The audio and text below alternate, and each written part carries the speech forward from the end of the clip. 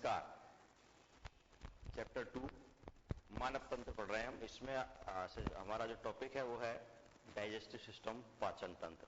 और हम संरचना पूरी करते आ गए थे और छोटी आंत में पाचन करना था हमें। अब अगला हमारा टॉपिक था यहाँ पाचन तंत्र का, छोटी आंत में पाचन। देखिए, हमें पता है कि सर्वाधिक पाचन छोटी आंत में ही होता है। भोजन का सर्वाधिक पाचन कहां होता है? छोटी आंत में। तो छोटी आंत में पाचन, और छोटी आंत के भी कौन से भाग में है? क्षुद्रांत में। ठीक है, तो भोजन का सर्वाधिक पाचन छोटी आंत के क्षुद्रांत में संभव ना होकर के गृहिणी में संभव होता है। ठीक है, तो भोजन का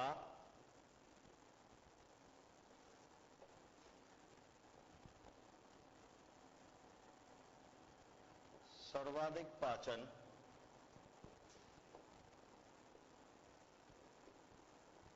छोटी आंत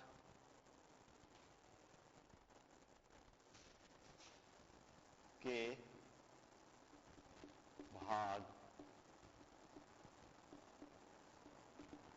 गृहिणी में संपन्न होता है। छोटी आंत के भाग गृहिणी में संपन्न होता है।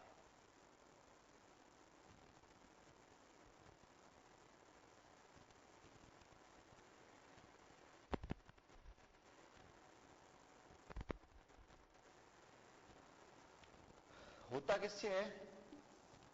यहां अग्नाशयी रस, पित्त लवण, यहां अग्नाशयी रस, पित्त लवण तथा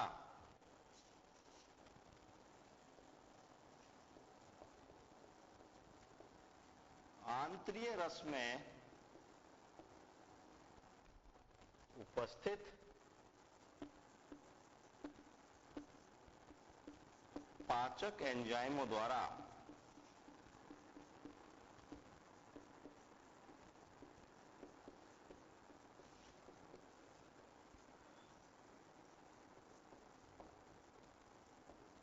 पाचन होता है।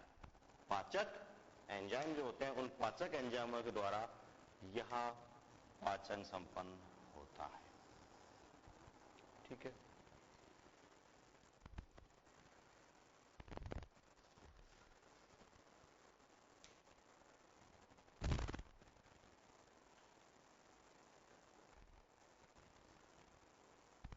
ये जो पित्त है ना, यह वसा का पायसीकरण करता है। यहां पर पित्त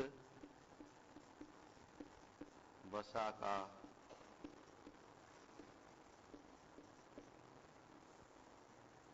पायसीकरण करता है, जो वसा पाचन हेतु आवश्यक है। वसा पाचन हेतु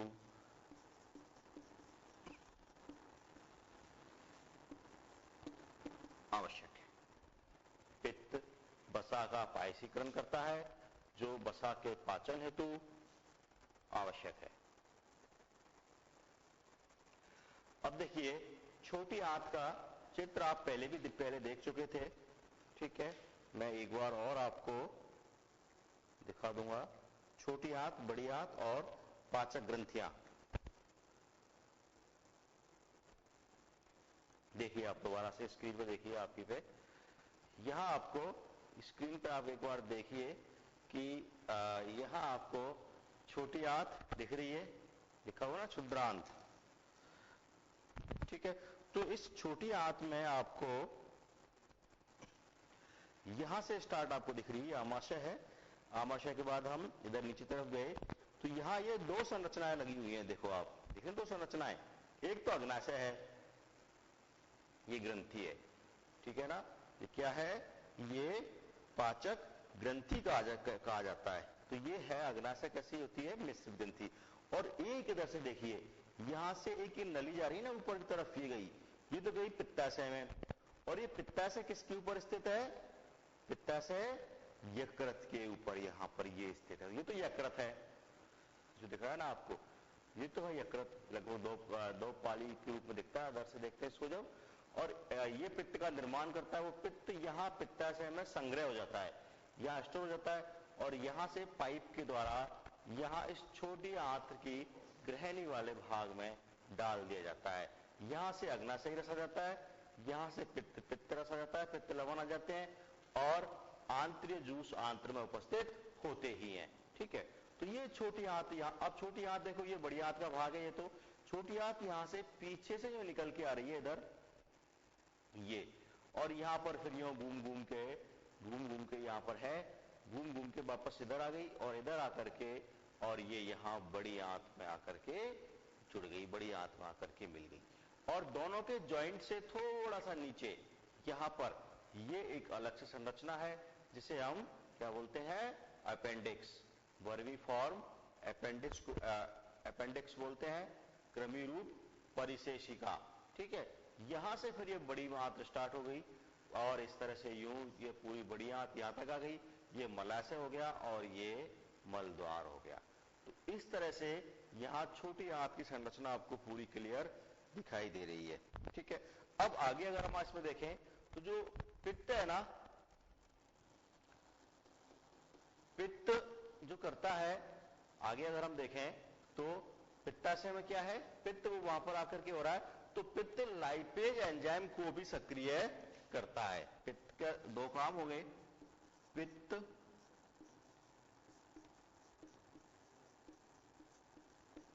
लाइपेज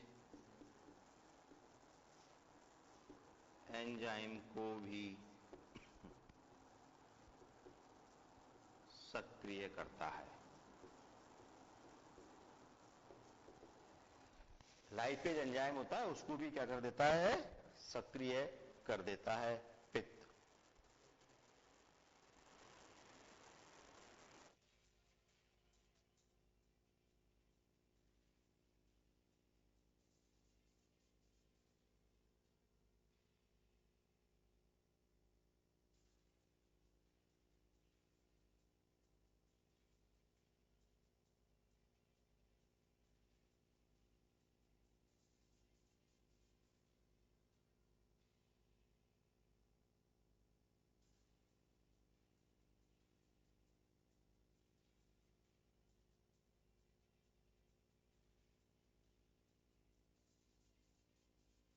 ठीक है, तो यहां पर ये छोटी आंत में ये काम हो जाते हैं, और यहां तक छोटी आंत का पाचन। अब हम क्या करेंगे, एक टेबल बना लेंगे, उस टेबल में हमें पता चल जाएगा कि कौन से भाग में किस पदार्थ का पाचन हो रहा है और किस एंजाइम के द्वारा होता है। ठीक है, उस टेबल बना लेंगे।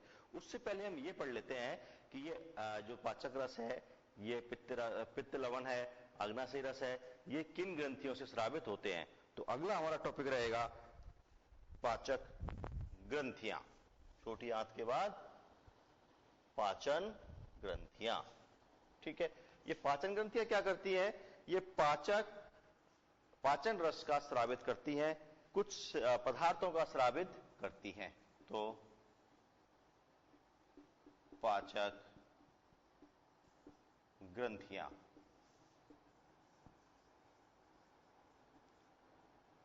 Digestive glands.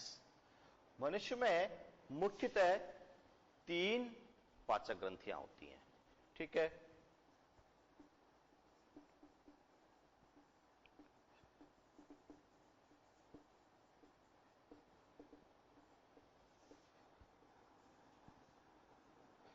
मेन ग्रंथियां हम पढ़ रहे हैं। ठीक है, बाकी आंत्र में भी स्राव हो रहे हैं, आमाशय में स्राव हो रहे हैं, उनके बारे में हम डिटेल बात नहीं कर रहे। जो मेन हमारी पाचक ग्रंथियां हैं वो 3 होती हैं।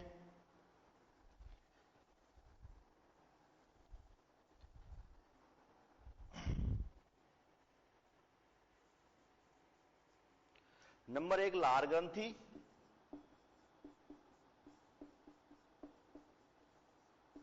नंबर 2 अग्नाशय, लार ग्रंथि, अग्नाशय, और नंबर 3 यकृत।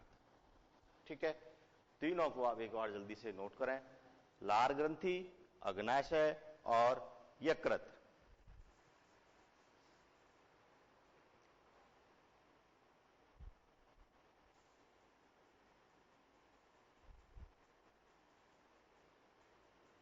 सबसे पहले लार ग्रंथि, सभी को पता है कहां पाई जाती है? मुंह में। पहले भी हम थोड़ा सा इसको पढ़ चुके हैं, इसलिए डिटेल ज्यादा नहीं पढ़ेंगे। मुंह में पाई जाती है, 3 प्रकार की होती है ये। श्लेष्मा का स्राव करती है,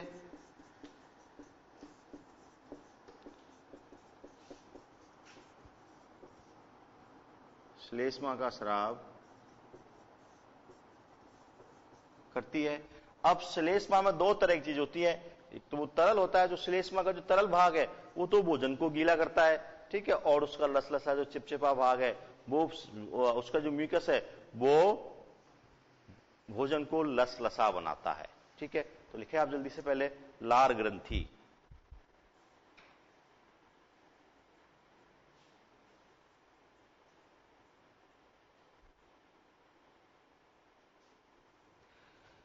श्लेष्मा का तरल भाग, इसका तरल भाग, इसका लार का, है ना। यहां मैं लार ही लिख देता हूं, नीचे इस वर्ड को हम नीचे यूज करेंगे, चेंज कर लें आप। लार का स्राव करती है। लार का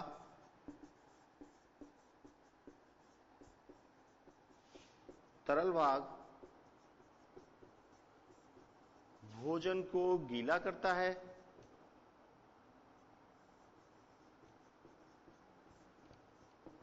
वह लार में दूसरी होती है। लार दो तरह के, लार में के 2 भाग होते हैं, तरल भाग और श्लेष्मा। वह श्लेष्मा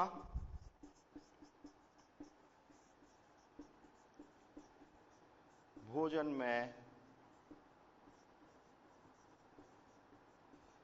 ल्यूब्रिकेंट का कार्य करता है, मतलब उसको चिकना बना देता है। ठीक है,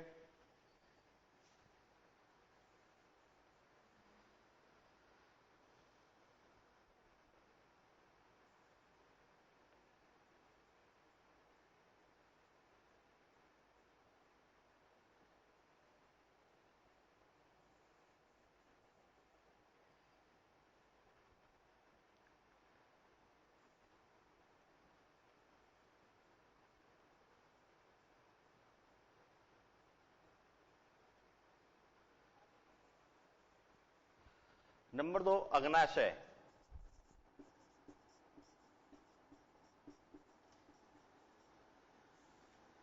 पैनक्रियाज, सलाइवरी ग्लैंड,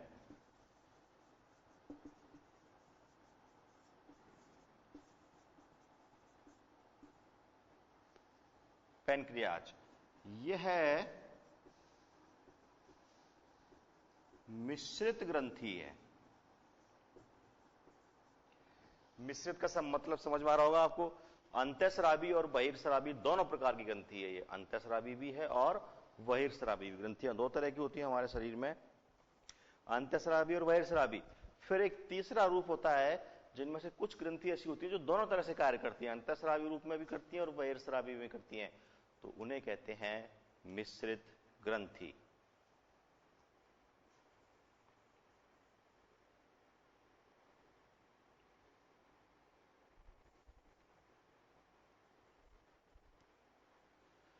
यह 6 से 8 इंच की यू आकार की, 6 से 8 इंच की होती है, यू के आकार की होती है और यकृत, ग्रसनी और स्प्लीन से घिरी होती है। ठीक है, लिख लें आप, यू आकार की, कॉमा, यकृत, ग्रसनी एवं स्प्लीन से घिरी हुई होती है।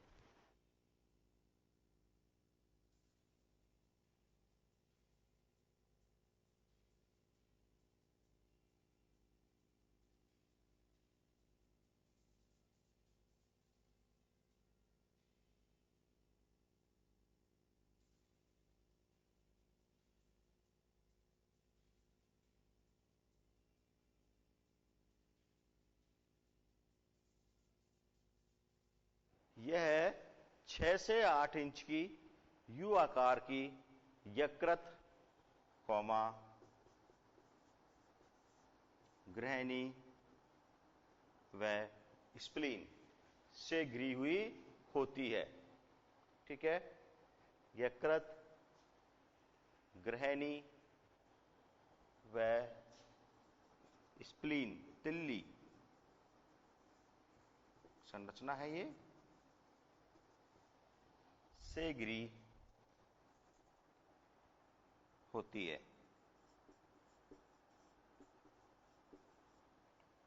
ठीक है, यकृत, गृहिणी व तिल्ली से घिरी होती है।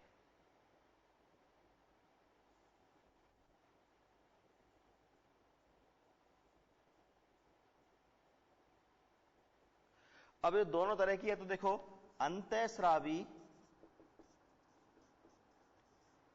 हार्मोन, इसके अंतःस्रावी हार्मोन देख लीजिए आप, इंसुलिन एंड ग्लूकागॉन। इंसुलिन एवं दोनों क्या करते हैं, रुधिर में शुगर को, ब्लड शुगर को कंट्रोल करते हैं। ठीक है, रुधिर में शुगर की मात्रा को नियंत्रित करते हैं, एक ज्यादा तो एक कम, दोनों बैलेंस बना के रखेंगे। ठीक है, तो ये तो इसका अंतःस्रावी वाला हार्मोन होता है।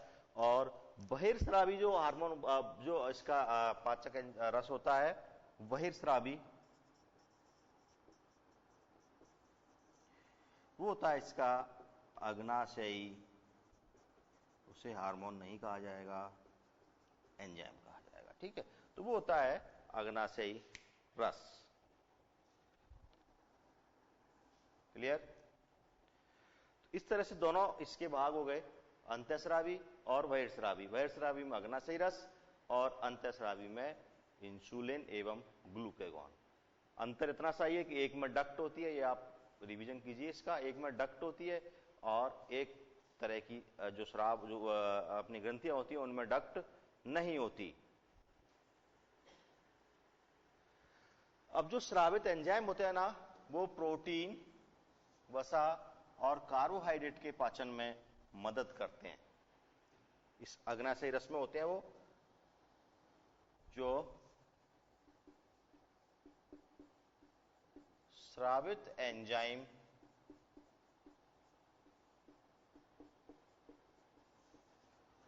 प्रोटीन, वसा व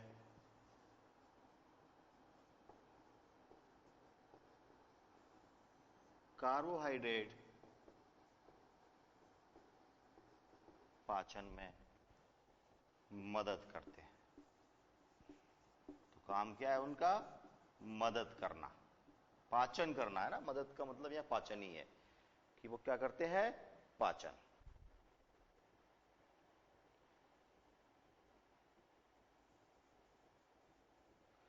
हार्मोन क्या करते हैं? रक्त में शर्करा के स्तर को नियंत्रित करते हैं, इंसुलिन और ग्लूकागॉन।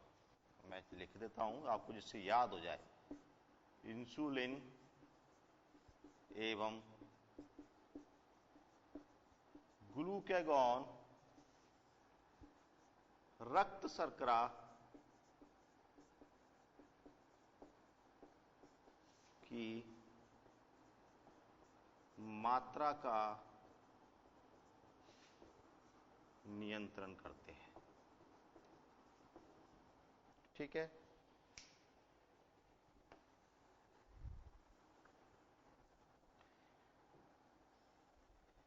यह है अग्नाशय।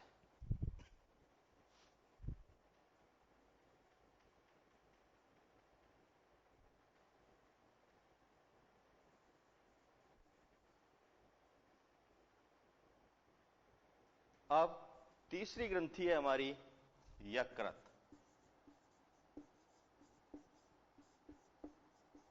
ठीक है, तीसरी ग्रंथि है हमारी यकृत।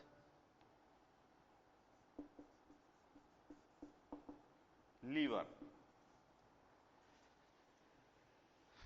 अब तक हमने दो ये यहां मेन चीजें लिखी, अंतःस्रावी और बहिर्स्रावी। इसे आप याद करेंगे और इंसुलिन और ग्लूकागॉन का काम और कौन बढ़ाएगा और कौन घटाएगा ये आप पता कीजिए।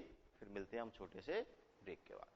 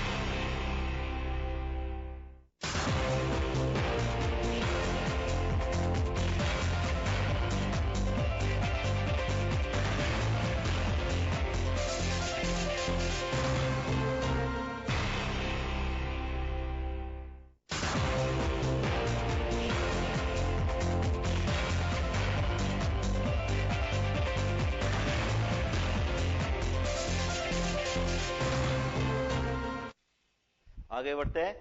तीसरी ग्रंथि यकृत। देखो यकृत है ना, ये मानव शरीर की सबसे बड़ी ग्रंथि है। यह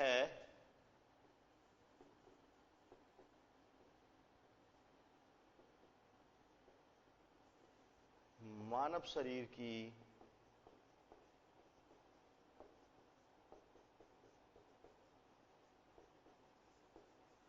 सबसे बड़ी ग्रंथि है, लीवर, यकृत। ठीक है, एक एक करके आप लिखते हैं। डायफ्राम के नीचे होती है ये।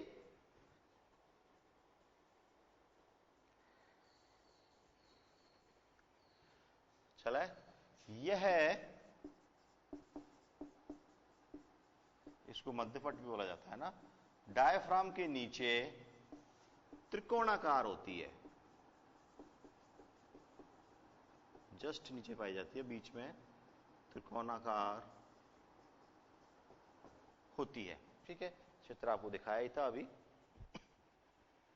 लिखा है यह डायफ्राम के नीचे त्रिकोणाकार, इसका आकार त्रिकोणाकार, त्रिकोण के जैसे होता है।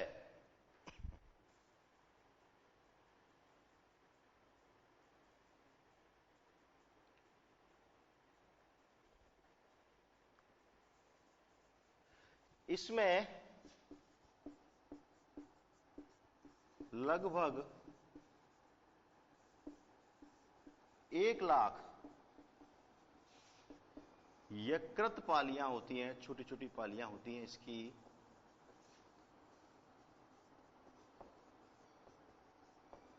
जो इसकी संरचनात्मक एवं क्रियात्मक इकाई है। संरचनात्मक एवं क्रियात्मक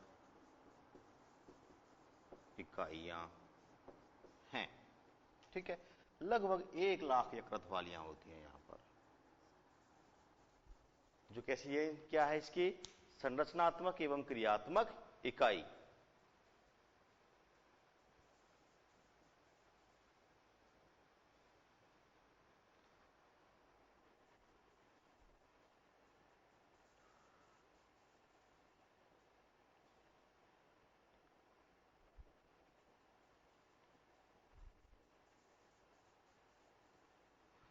अब इसके अगर बाहर से देखा जाए ना इसको, तो ये 2 पालियों में बटा हुआ नजर आता है, जिनको बोलते हैं दाईं और बाईं पाली। ठीक है, यह है 2 पालियों यकृत पालिया है ना, वो एक ग्रुप में दिखती है, ग्रुप में एक साइड दिखेगी, एक दाईं तरफ दिखेगी और एक बाईं तरफ दिखेगी। यह दो पालियों में विभाजित नजर आता है,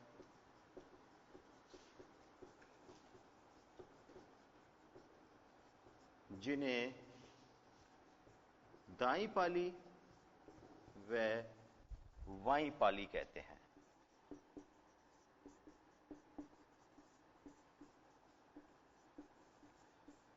दाईं पाली व वाईं पाली कहा जाता है। Left lobe and right lobe.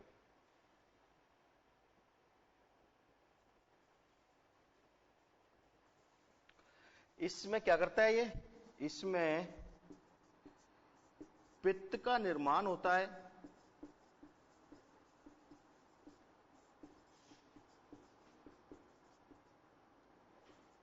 जो पित्ताशय में संग्रहित कर लिया जाता है। ठीक है, इसी के ऊपर एक पित्ताशय नामक एक संरचना है, छोटी एक संरचना है छोटी सी, उसमें इसको स्टोर कर लिया जाता है। इसमें पित्त होता है जो पित्त वाहिनी द्वारा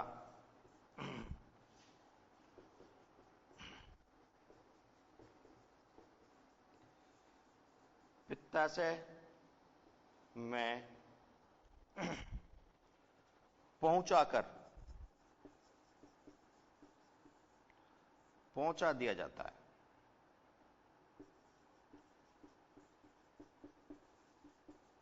ठीक है, एक पॉइंट यहां बढ़ गया है। अब पित्ताशय, इसका काम इतना सा ही, बस थैली है ये, पित्त का संग्रह करता है। इसका काम इतना सही है कि ये पित्त आएगा, इसको इंतजार रहता है आएगा और मैं उसको स्टोर कर लूंगा। ये स्टोरेज होते हैं, जैसे कोल्ड स्टोरेज हम बोलते हैं, ऐसे स्टोरेज है, बस उसको स्टोर कर लेता है, स्टोर रूम आ जा सकता है। इसको पित्ताशय पित्त का संग्रह करता है।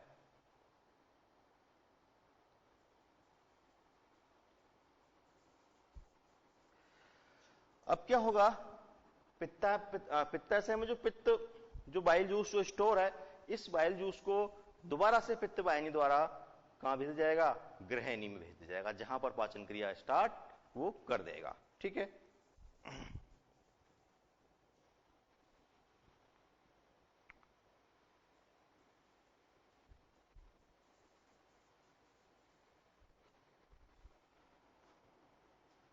पित्ताशय से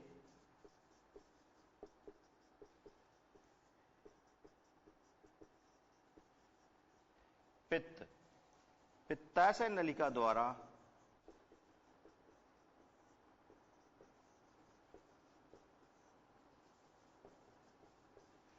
गृहिणी में,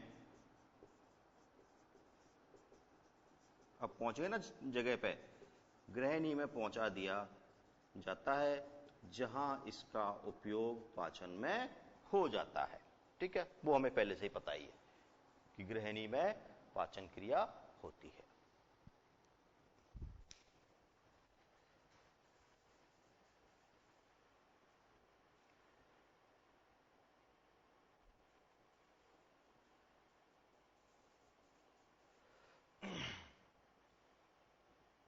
हो गया। अब यहां के बाद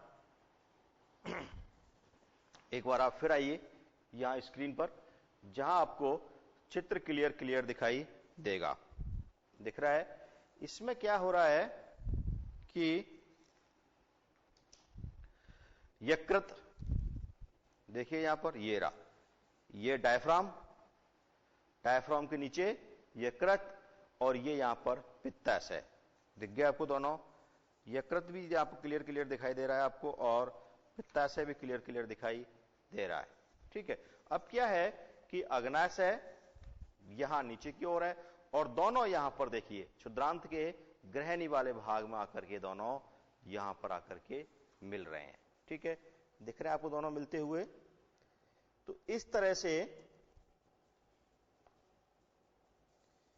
ये संरचना हमारी यहां पर कंप्लीट होती है, और तीनों की तीनों पाचक ग्रंथियां भी कंप्लीट हो जाती है। ठीक है, अब कुछ एक सारणी है हमारे इसमें, वो सारणी बच रही है तो मैं उसको बोल देता हूं आपको, आप उसको ध्यान से समझ लीजिएगा, फिर आप उसको अपनी बुक से ही लिखिए। मैं चाहता हूं कि आप उसको 2-3 बार लिखें जिससे आपको वो समझ में आए। ठीक है, तो देखिए सबसे पहले क्या है इसमें कि सारणी में हमारे 4 कॉलम बने हुए हैं। उन 4 कॉलम में क्या है कि पहला तो है अंग जिससे पाचक रस स्रावित हो रहा है, दूसरा उस एंजाइम का नाम है, तीसरा उसका कार्य क्या है, जटिल पदार्थ को सरल पदार्थ में परिवर्तित करने का काम होता है, और चौथा कॉलम है हमारा कि वो कहां पाया जाता है। ठीक है, वो एंजाइम का कार्यस्थल कहां है। तो सबसे पहला है लार ग्रंथि। तो लार ग्रंथि में एक एंजाइम होता है जिसे बोलते हैं हम टाइलिन या एमाइलेज, याद कर लेना है। लार ग्रंथि में टाइलिन या एमाइलेज एंजाइम होता है, और क्या करता है, स्टार्च और ग्लाइकोजन को माल्टोज में परिवर्तित कर देता है। ठीक है ना, पॉलीसैकेराइड को मोनोसैकेराइड में और ज्यादातर स्मॉल पॉलीसैकेराइड में परिवर्तित कर देता है। और कहां होती है लार, मुख गुहा में। ठीक है, ये पहला काम खत्म। दूसरा है अग्नाशय रस। अग्नाशय रस में 2 एंजाइम होते हैं, पेप्सिन और रेनिन। ठीक है, अग्नाशय रस से पहले हम आएंगे आमाशय पे ना, अग्नाशय रस नहीं आमाशय। आमाशय जिसको आमाशय के रस को हम जठर रस भी बोलते हैं, जिसमें 2 एंजाइम होते हैं, पेप्सिन और रेनिन। क्या करते हैं, ये प्रोटीन को पेप्टाइड में परिवर्तित कर देंगे और कैसीन को कैसिनोजन में कर देगा। रेनिन और पेप्टिन प्रोटीन को पेप्टाइड में कर देगा। और कहां होंगे ये, आमाशय के अंदर होंगे, है ना, ये अग्नाशय नहीं आमाशय।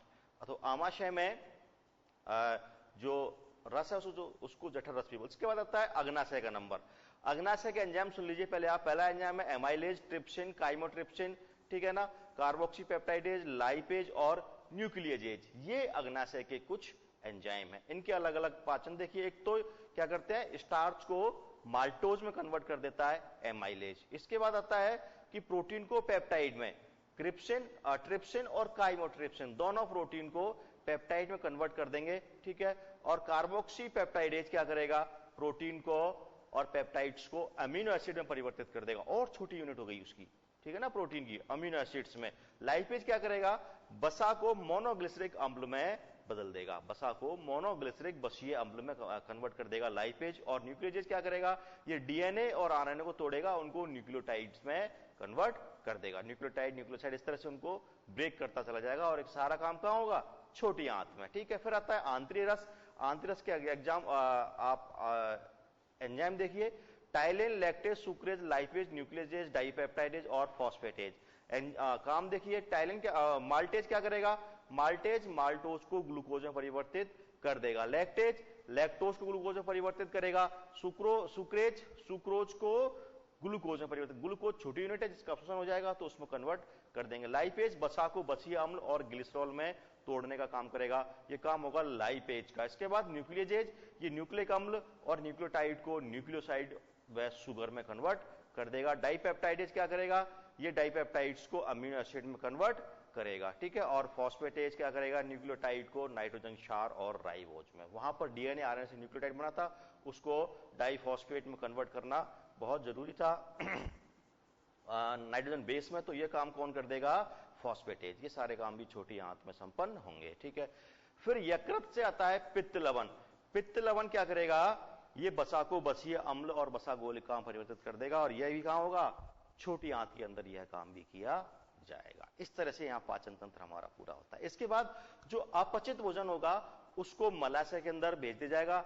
मलाशय में वह कुछ समय तक संग्रहित रहेगा, वहां एक मल द्वार पर स्फिंक्टर होगा, और तंत्रिका क्रियाओं के द्वारा, तंत्रिका पेशी क्रियाओं के द्वारा उसे समय समय पर बाहर त्याग दिया जाएगा। जो अपचित भोजन है वो बाहर त्याग दिया गया, और जो भोजन आंत्र में अवशोषित हुआ उस अवशोषित भोजन को विभिन्न कोशिकाओं के द्वारा रुधिर में पहुंचा करके और रुधिर के द्वारा पूरे शरीर के अंदर उसको संचारित कर दिया जाएगा। प्रत्येक कोशिका तक उस अवशोषित भोजन को पहुंचा दिया जाएगा, जहां ऊर्जा उत्पादन में उसका उपयोग कर लिया जाएगा। ठीक है, तो इस तरह से हमारा यहां पाचन तंत्र कंप्लीट हो जाता है।